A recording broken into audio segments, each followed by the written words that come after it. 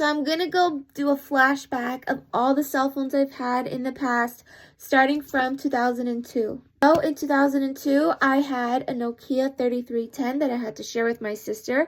We were basically given that phone because we had to walk to school and our parents thought we needed an emergency phone. It was funny because we had faceplate changes where we could change the faceplate of the Nokia phone, and it was fun. Yeah. Next is the Motorola V220, which I had in 2005. This was like my very first flip phone, and I was actually in grade 10 when I got it, so it was really cool walking down the island when you're in high school and seeing all these kids with flip phones. So yeah, it had a pretty big camera on it. I remember I used to say, "Hello, Moto." About a year later, I got a Nokia 6103, and that was because my mom had actually kept my old phone and I wanted a new one, so I ended up getting this phone. I actually had it for a while, maybe like 2 years or something. In 2007, I actually got the Samsung R500. This phone was cool because I actually got to pay with my own money for once. I got my first part-time job, so I got to pay for my own phone. This phone was cool because it came with an extra faceplate, so I could change it from red to blue. And I remember having that for a while and looking at it a lot, where I had to like write down the days I work and all that. So yeah, that was lots of fun. About a year later, in 2008, I got an upgrade, so I had an HTC Touch Dual. This one was like the coolest phone because it not only was it touchscreen, but it was also a slide up, kind of like the BlackBerry. But other than that, it was so cool. I was really happy to have it. But in the end, after having it about a year, the backing where the battery slides in slid off, it broke, and I had to get a new phone. But it was lots of fun having that.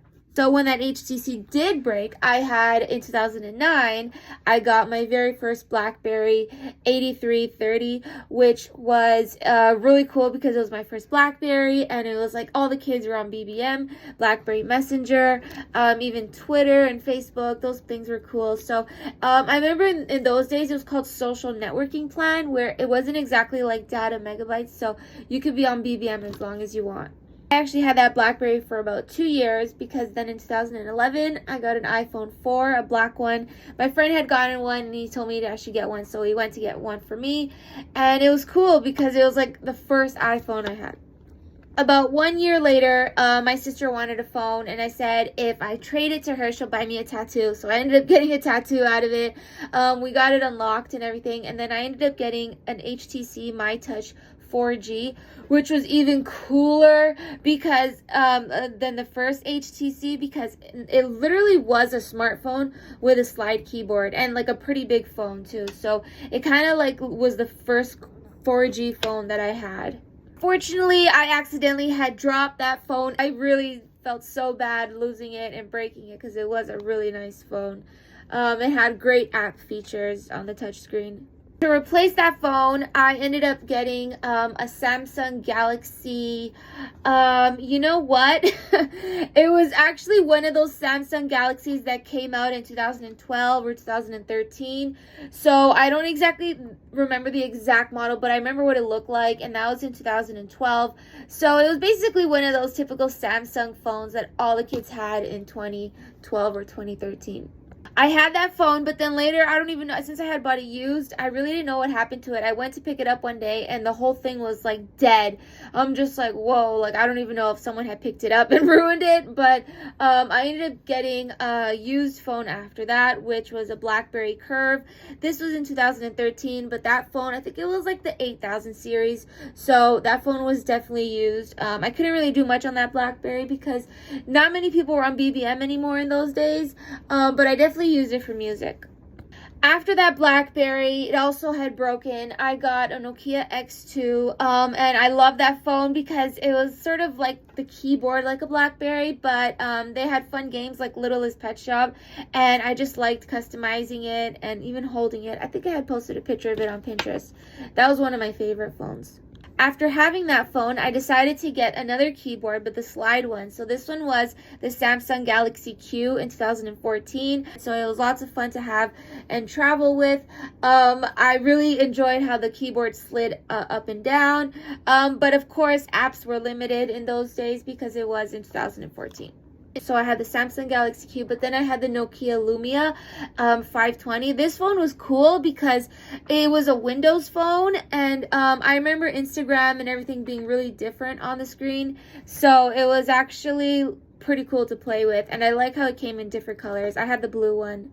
After that, in 2014, I had the Huawei Y3000.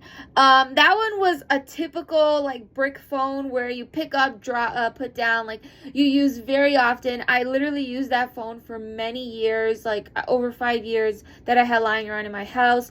Mainly used it to film later for like pictures and videos for my doll stop motions, but it was a good typical pick up, put down type of phone.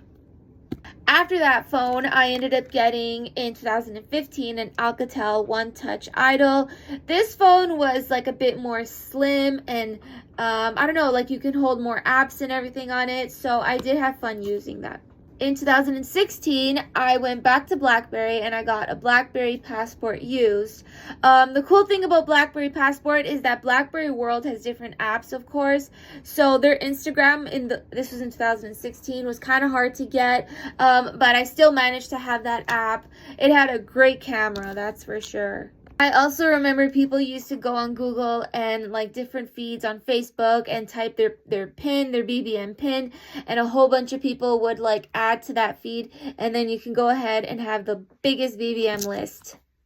Eventually, after having that passport for 3 years, in 2019, I got a Samsung Galaxy J3 Pro. This was honestly just like a Samsung touch phone, but I did have lots of fun using it because I did get a keyboard to go with it. This Bluetooth keyboard had a mouse tracker pad on it where you could just like put your thumb and the little cruiser would appear on the screen. So it's a bit different than some keyboards, but it was lots of fun to make that into a sidekick style. In around 2020, I got a Samsung Galaxy Tab A, which is a tablet, but I definitely used that a lot for my YouTube channels back in 2020, but then something really weird happened out of it. I don't know what kind of like damage happened to it, but one day like it just like blew up and I'm like, oh fine, I guess I can't use it anymore, but yeah. After that tablet, I got the Samsung Galaxy A32, which is actually this phone right now. I use this phone so often, like it actually weighs a lot, but I definitely pick that phone up and put it down so many times, even like till this day when I have to record a YouTube video and sometimes I need like a good camera. This is by far the best camera I have ever used, front and back, and it's also amazing how my Filmora is all synced into there, so it's a really good phone. I think that was actually 2021 because in 2022 I got my iPhone 13, my black one, which is actually the one I'm using to record this video. But I was having so much fun trying out different phones like iPhone, Samsungs, and like all these other brands. So eventually I got an iPhone. And to be honest, people think it's the iPhone 15. Sure, why not? But I'm not really interested in competing with iPhones because we all know some people are obsessed with competing with iPhones. Lastly, the most recent phone I got was in August 2024. It was my Samsung Galaxy Flip Z6. I love this phone, and I'm going to definitely not amortize it or get it jaded and used because I already know this phone is going to be a hot commodity in a few years, and there's going to be a lot of people wanting one. So I try my best not to use it just because I want to keep it in good condition. And lastly, to combine with my iPhone, I'm using a keyboard that I got off Amazon, and it's a Bluetooth keyboard, so it works pretty well. So it was actually a fun flashback going through all my phones from the past, but you know what? Sometimes I miss them. I'm like, what if I could just get all the phones I used to have? But then you need proper SIM cards. You even need a charger because most phones don't even use USB chargers. And you also need to unlock them too because most phones are not unlocked. That's what it was like in those days. So if you are really good at phones and you do know how to unlock them, good for you. I really want to learn that someday. But anyways, that's it for today. Bye.